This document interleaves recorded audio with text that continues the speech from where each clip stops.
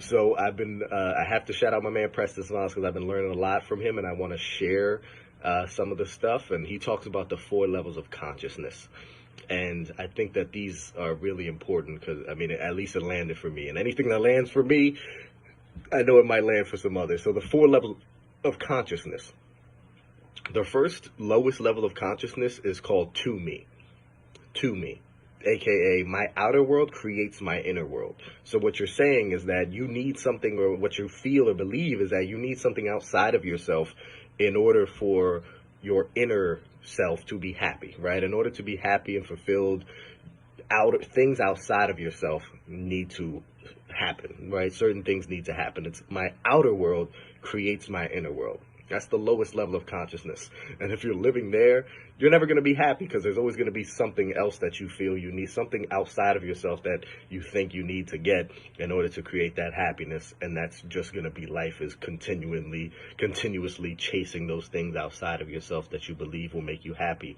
Not recognizing that second level of consciousness, which is my inner world, creates my outer world, right?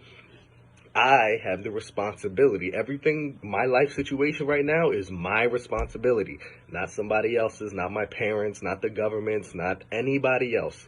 I am responsible for my situation in life. I am responsible for my mindset. My inner world creates my outer world. And that's when you start to, manifest your reality, where you start to recognize that your thoughts need to be in line with your words, which need to be in line with your actions, and you can make sure that those energies are all in line to start manifesting what it is that you want in this world, right, in your reality. The third higher level of consciousness is called through me, right? So we have to me, we have by me, and then we have through me, meaning you're no longer pushing yourself to do something.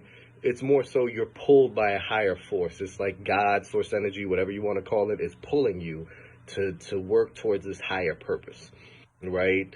And I feel like that's where I'm kind of moving more towards, just like, under following my intuition, following my highest thought, starting to trust myself, because when I've trusted myself, again, it's not even trusting myself, it's trusting my intuition, which is what I see, what I perceive to be as God, right? That force that connects us all. And that's where I feel like I'm spending more of my time recently, is just kind of letting that pull, not fighting that pull. What I'm doing right now, being an example of that, is I'm pulled to share something, and I can't move on with my day until I do. The last level of consciousness that he talks about is something called as me.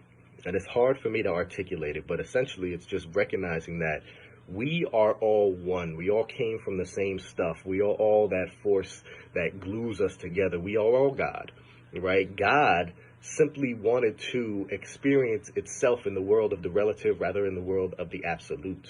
And when we're talking about the relative world, essentially it's recognizing that you can't define anything unless the opposite of that thing is available for you to be able to define it relative to, right? So, for example, we wouldn't be able to understand the concept of good if we didn't have bad. We wouldn't be able to understand the concept of positive if we didn't have negative, right? We need the duality. We can't have hot unless there's cold, right? We need that duality. So when people always say, oh, if God is a God of love, why would there be all this, evil in the world? Why would he let X, Y, Z happen, and rape and pillage and all this bad, evil stuff in the world? Why wouldn't it just be a beautiful, perfect world? Well, that's the world of the absolutes, and that was already here. God, in order to experience himself, herself, had to create this world where the opposite of God was a thing. Fear, right? Evil, right? The opposite of love had to be a thing for us to be able to fully experience what love is. We wouldn't be able to enjoy happiness and love and all the goodness that life has to offer if we also didn't understand that the opposite was also a thing.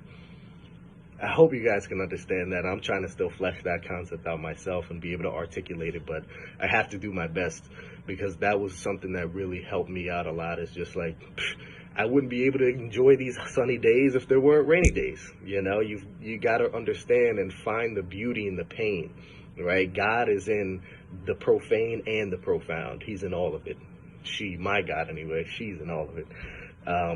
So yeah, I hope that concept, the 4 levels of consciousness, I hope that this landed, that it added some value. And as always, if you want to rap about it and, you know, just have a conversation and go deeper, if there's something that I need to learn, or you're like, oh, this guy, he's not understanding this, let me hit him up and drop some knowledge on him, please. That's another reason I do this, not just to share my knowledge, but to see who else is out there that could teach me some stuff. So I love you guys, and hope you got some benefit.